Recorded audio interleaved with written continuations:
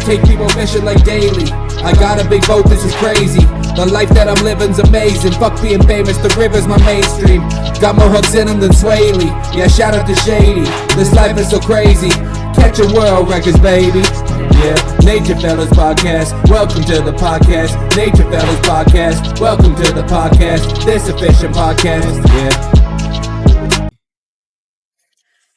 All right, welcome to the first episode of the Nature Fellas Podcast. My name is Brandon Clark. I'm joined with my good buddy here, Ben Jackson, and today we're just going to give you guys a quick little rundown on the podcast, a sneak peek into some of the topics we're going to discuss, little background stories on ourselves, and we also have a big announcement for the Nature Fellas at the end of this show.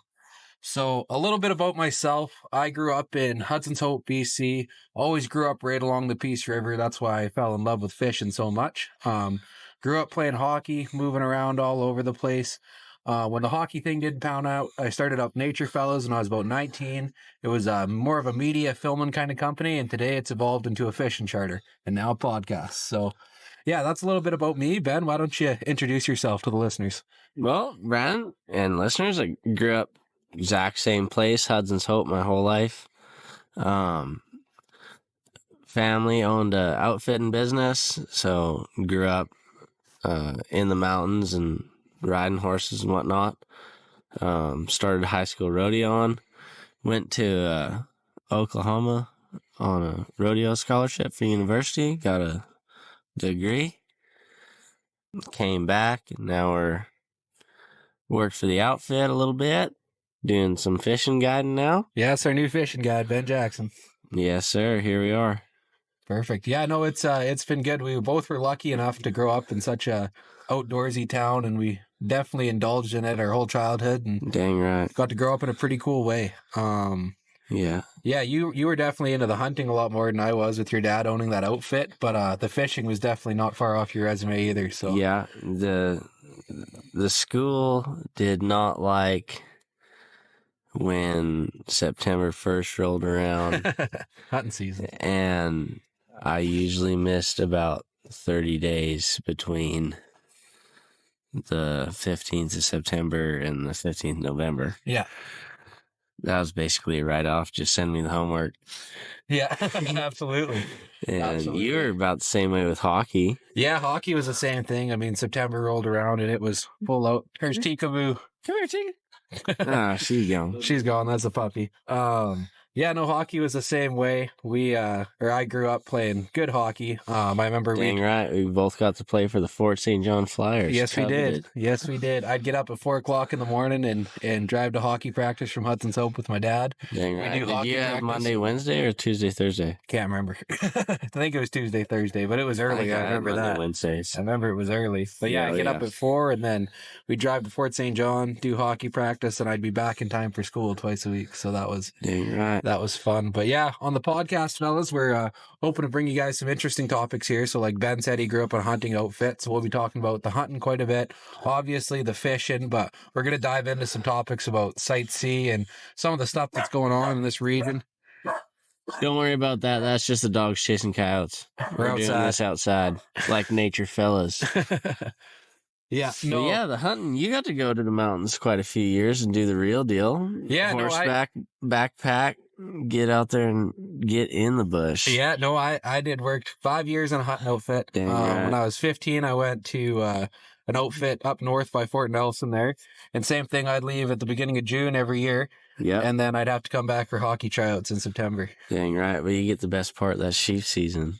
Yeah, sheep season was amazing. Sheep hunting is amazing. It's definitely something I miss. And sheep shape will get you in good hockey shape. That was my whole training resume was climbing mountains all summer, man. Dang right. And I was still chubby somehow, but we managed to be in good enough shape. They feed you good up there too. You can't work it all off. No, they feed you real good up there. Better than I eat now. Yeah, that's for sure. Yeah.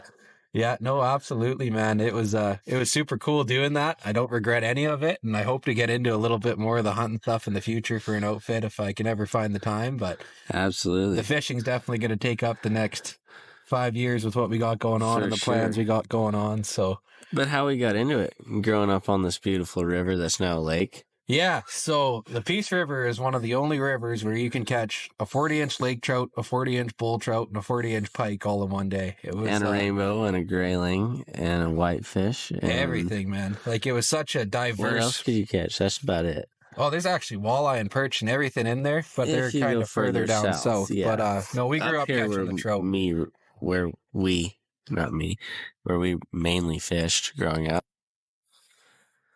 We did take a couple trips over into Alberta. You went to school down there on the bow, caught those piece, and I ventured over to Peace River, Slave Rake, caught those fish. Yeah, no, you've done quite a bit of fishing over there. I've done lots too. I've done a lot on the bow, lots on the Old Man River, and lots on the lakes in southern Alberta. But nothing compares to what this river was. No, this was pretty unreal. It was kind of like hunting fish. We could put the boat in down there. Or when we first started going, when you first became Captain Clark, we'd just steal Lee's boat after school. Those were the days, right after I got my boat license. Conveniently parked in the water. Yeah. Yeah, no, we grew up catching some big fish down there, man. And like, we caught, that bull trout you caught there 2 years ago, I think it was now. Yeah, 2 years ago. That was a big bull trout, one of the biggest ones I've ever seen. That's the biggest one I'd ever seen out of there. And yeah, I've caught countless fish out of there that are close to that. And, you know, it's been an amazing few years, and I'm glad I had the opportunity to guide on that water while it was the way it was. Yeah, well, I think you're the only guy that got to guide on that water, wasn't he? I was the only guide on the Peace River. Yeah, it was pretty lucky for me. I don't know how I pulled that off, but it was a lot of paperwork, a lot of perseverance and patience. That's the 3 P's of getting things done in this region. Absolutely, buddy. Yeah, man. It was a lot of paperwork to get this going. Oh, yeah. I looked at the book you had in the truck one day. We were going fishing. You were all stressed out about it, and I said, I have a college degree and you don't, and that looks like a lot of brain. I got no degrees. That looks like a lot of brain. Yeah. You tried. I tried. You're going to be a Jelly Park Stone Ranger. I was going to be a CO. That didn't work out. I figured out I was much better off just fishing in the bush by myself. But yeah, no, that couldn't have anything to do with legality, since you seem to be pretty good at it now. Oh, I am good at it now. Absolutely. It had nothing to do with that. It was the paperwork, but I had to. Dang right. I figured I was smart dropping out of school, avoiding the paperwork, and then I got into it 10 times harder as soon as I tried to open up the fishing charter. But no, it's been good, man. I've had some great clients the last couple of years. Had the opportunity to do some TV shows. I've got a TV show I did on the Peace River. Yeah, Wild TV. Pretty deadly guys. Yeah. How about that beautiful lake trout you guys caught up there late season?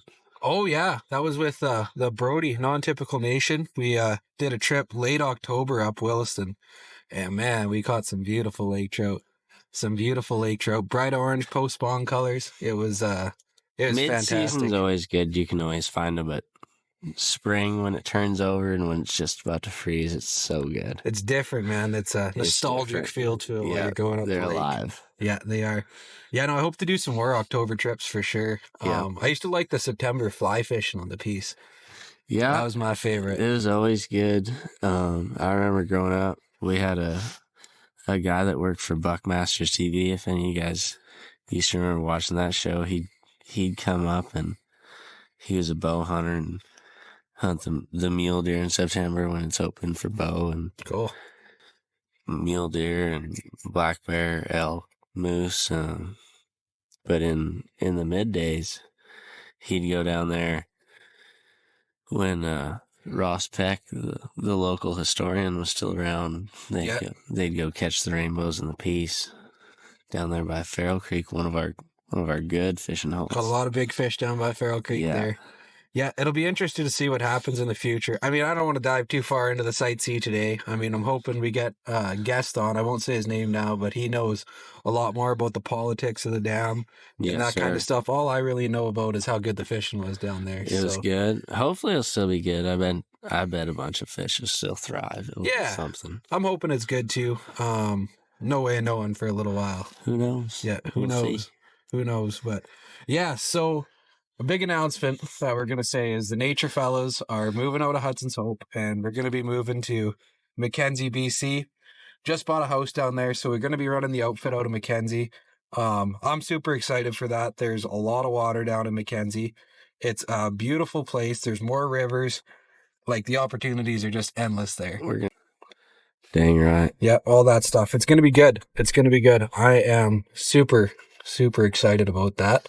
Yeah, bunch of new scenery. Bunch of new scenery, new adventure, and I'm hoping some of you clients come join us in McKenzie. Well, we get going up in May here, so feel free to reach out to us and book a charter. Dang right. Dang right. And I think we're going to wrap this up with a short episode here, but Ben, look forward to the future podcasting with you. If you guys want to hear more podcasts, follow us on YouTube, check out our Spotify, our Instagram, our Facebook, and we'll try to get a podcast out to you every couple weeks. So, dang right. We'll see you guys out there on the water. thanks for watching. Catch you later.